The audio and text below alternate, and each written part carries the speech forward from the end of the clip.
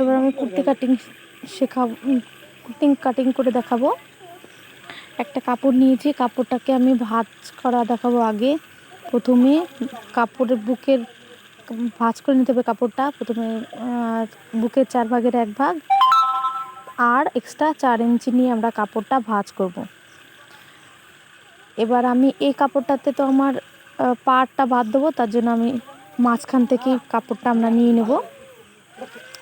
নিয়ে মাঝখান থেকে ফুটের মাপটা নেবো, দিয়ে 1/2 ইঞ্চি ডাউন করে কেটে নেব। 1/2 ইঞ্চি ডাউন করে নেব। তারপরে এবার আমি সমস্ত ডাইনিংটা করব। ফুটের মাপ আমার 7, 14 ছিল ফুট আমার, তাই আমি 7 নিয়ে নিয়েছি। আর বুকের সাইজ হচ্ছে 36, সেখানে 4 দিয়ে ভাগ করলে 9 হচ্ছে। তার মধ্যে থেকে টোটাল যে লেন্থটা হলো তার থেকে আমি 75 মানে পৌনে 1 ইঞ্চি আমি বাদ দেবো। দিয়ে যেটা মাপ হবে সেই মাপটা থেকে আমি আর্ম হোলটা নামাবো, বগলের শেপ সেটা নামিয়ে নেব। দেখো আমি কতটুকু হচ্ছে। আমার হচ্ছে 1 ইঞ্চি 2 সুত, 1 ইঞ্চি 2 সুত বাদ দিয়ে যে আর্ম হোল মানে বগলের মাপ হচ্ছে আমার 16, তাই আমি 8 মার্ক করে নিলাম, আর্ম হোল নামালাম। এবার আমি 8 এই যে বগলের মাপ নামালাম 8, মানে আর্ম হোল আমার 16 হচ্ছে, 1/2 8 হচ্ছে। সেখান থেকে আমি বুকের ছাতির মাপটা নেব। আমার ছাতি হচ্ছে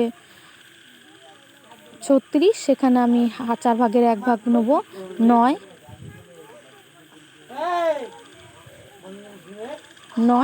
সেই 9-এর আর বাদ বাকি এক্সট্রা আমি 2 নেব, 2 ইঞ্চি মতো।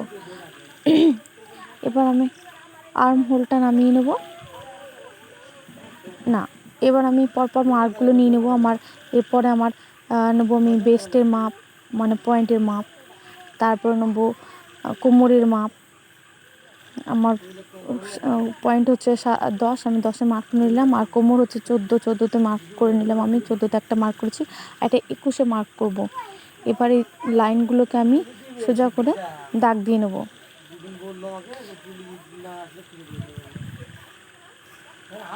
এই লাইনগুলোর থেকে এবার আমি পরপর যে আমার মাপগুলো আছে সেই মাপগুলো আমি করে নেব। আমার 9 হচ্ছে 7টা আমি নামিয়ে নেব ওইখান থেকে সোজাসুজি। 7 যেই মাপটা আমি বগল নামাবো শেপটা দেবো, তার জন্য আমি 7 আগে মার্ক করে নিলাম।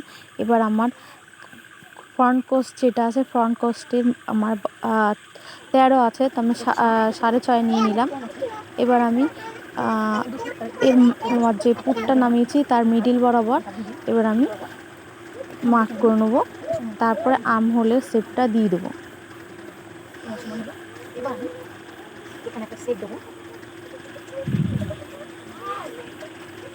আমার আর্ম হোলের শেপ দেওয়া হয়ে গেল।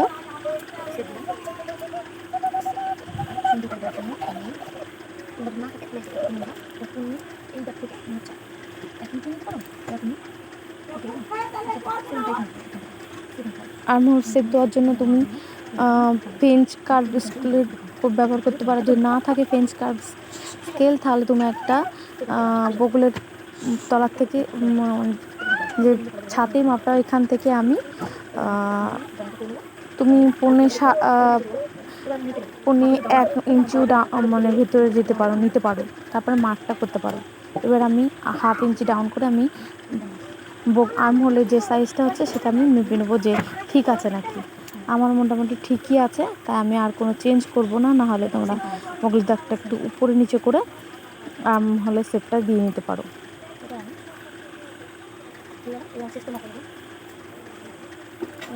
এরপর আমি বুক পয়েন্টের ওখানে আমার ছাতির যে মাপটা আছে এটা আবার আমি মার্ক করে নেবো। এবার আমি কোমরের দিকে আমার যে মাপটা আছে সেই মাপটা করে নেবো। আমার কোমর হচ্ছে 32, আমি 8 নেবো, 8.5 নেবো। 8 আর 1/2 ইঞ্চি আমি এক্সট্রা নিলাম লুজিংয়ের জন্য। এবার আমি 1.5 ইঞ্চি মতো এক্সট্রা নিয়ে নেবো। এবার আমি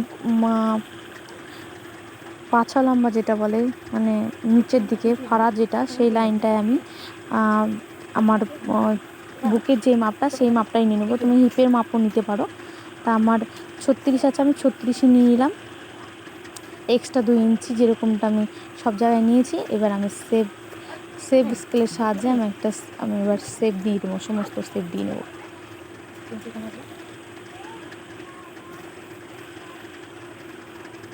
দেখো এইভাবে স্কেলটা ধরে সেভ দিতে হয়, আমরা অনেক সময় ভুল করে দিয়ে ফেলি সেভটা।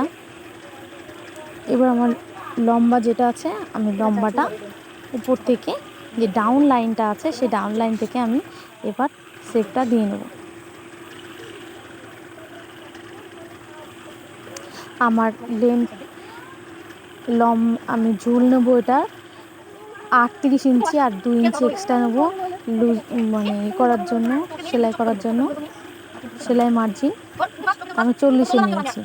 এবার আমি নিচেও সেম দুটো মার্ক করবো, দিয়ে 1/2 ইঞ্চি সেভ ধরে সেলাইটা করে দেবো। এটাও সেভ দিয়ে নেবো। দেখো 1 ইঞ্চি আমি নিলাম মোড়ার জন্য, দুমড়ানোর জন্য সাইডটায়, সাইড পাড়ায়। এবার এই সাইডটা আমি কেটে নেব।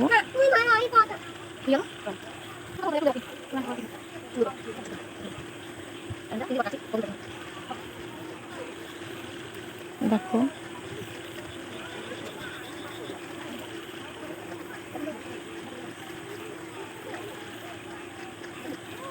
সমস্ত লাইনটা আমি কেটে নিলাম।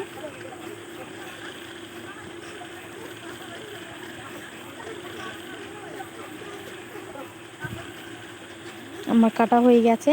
এবার আমি ফ্রন্ট পার্টের উপর ব্যাক পার্টটা রেখে, মানে নিচের কাপড় বিছিয়ে নেবো সমান করে। তারপর ফ্রন্ট পার্টটা রেখে আমি সেম ছাপে মার্ক করে আমি ব্যাক পার্টটা এঁকে নেব। তারপর আমি ব্যাক পার্টটাও কেটে নেব। ব্যাক পার্ট কাটিং হয়ে গেছে। Thank you for watching this video.